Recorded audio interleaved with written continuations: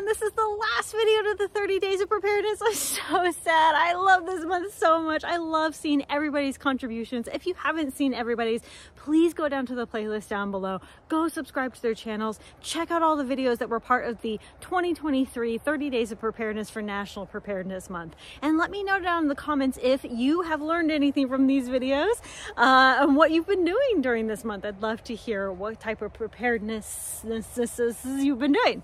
All right, so the very first thing that we want to talk about is solar. I love solar, and you know, we were off grid for a couple years, and we still have solar generators that run off of solar.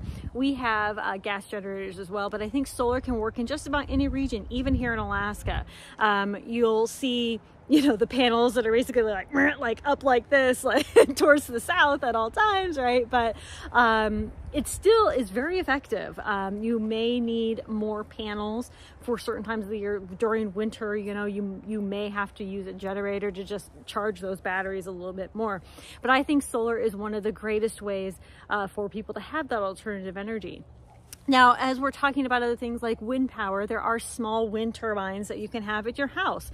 You can even get them from like Home Depot and stuff.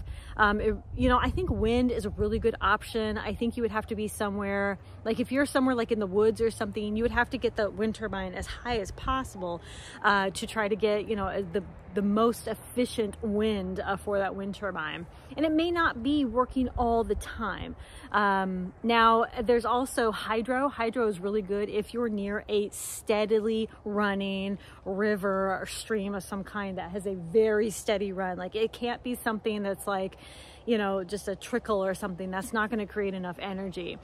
Now, as far as the other alternative options like passive solar, there's also geothermal. There's all these alternative energy that will either reduce heating and cooling needs, like there are homes that you can build into the ground. That's reducing your heating and cooling energy needs. You know, you may want to think more closely aligned with those things, especially if you're living in climates, you know, like really hot areas. Building, you know, like those mud houses and things like that, building with brick or straw or building in the ground is going to reduce your cooling needs. And, you know, so underground, or at least earth sheltered so that it's maybe partially underground, you know, like we have a basement now and it stays cool year round. Okay. And so in the summer when it was getting a little bit warmer, a few days that we had in the 90s, you know, we were in the basement and it was a huge relief to have that. We didn't have to have AC. We don't have to have AC here, but we do have to have heating.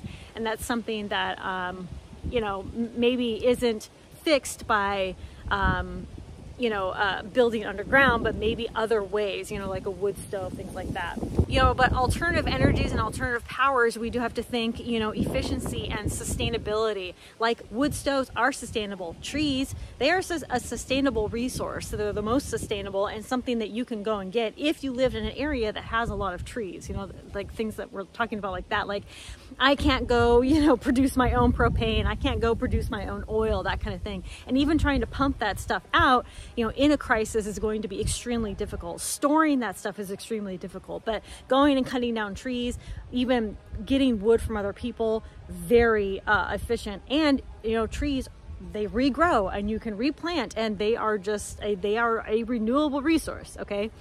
So we have to think in terms of, you know, not just power energy, like powering your TV or something, but it's power of energy of these alternative options. Like instead of having a flashlight, you might have candles, right? Or an oil lamp. But again, the oil is something you're not going to be able to produce. You know, a lot of people used to use like seal oil, things like that.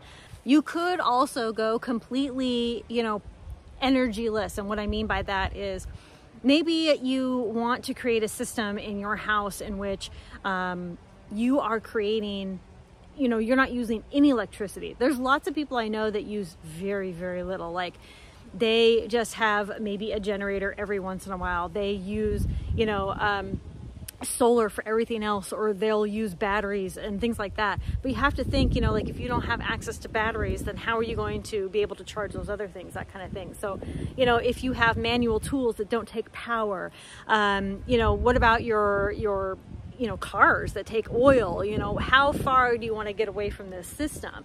You know, when we're talking about energy, I mean, we're talking about so many other things, you know, gas for our vehicles, the oil that can power our house, you know, force heat. Again, it comes back to that cooling and heating, not just, you know, light, which light is probably one of the easiest things you can produce because of candles and things like, and oil lanterns and things like that. But you know, it's also, you know, having to produce the, you know, but it's also with transportation and cooking. You know, what type of energy are you using for cooking? Are you going to be using wood? Are you going to be using the propane? Are you going to be using oil? You know, like, well, what I mean by oil is like the alcohol stoves and things like that. What are you going to be using? I think fire is always one, again, a natural resource that you can easily make a fire, for heat and for cooking and boiling water and whatever else you need to do. So that's an energy option. We can get as creative as we want. We can be as, you know, back to the past as we want. And I think it's totally fine for us to think about, you know, living in these modern times and taking advantage of that electricity and the gas and all these other things that you want. You know, if you want to continue to take advantage of those modern conveniences, do it. There's nothing wrong with that, right? But also be prepared and know that these modern conveniences can go away in a flash. And that's kind of the whole point that I want to drive home to you guys. Whether it's a power outage for just a couple hours, a few days, or it could be a more mass scale power outage. And how are you going to be able to react to these things? Are you going to be prepared enough to continue to use your CPAP if you needed to? Are you going to be prepared enough to have that heating and cooling needs, you know, those energy needs? If you had to travel away from your home, what type of transportation do you have, and any backup energy sources for that, right? And as far as light and cooking and any of these other things go, what type of energy sources do you have, and what alternatives do you have? Always have backups. Backups here, backups here, backups, okay? It's that old saying, if you have one, you have none. If you have two, you have one. You have three, well, you're probably still not prepared. You need more, right? No, but seriously, redundancy is very, very important, especially when we're talking about just our basic needs. So anyway, I hope that this was helpful. Thank you all so much for joining us for the 30 days of preparedness during National Preparedness Month. I hope that this was educational or fun or whatever you got from it. Let me know down in the comments what you got from this experience of the 30 days of preparedness, and be sure to check out everything else in the playlist. Conquer tomorrow by preparing today. I'll talk to you later. Bye.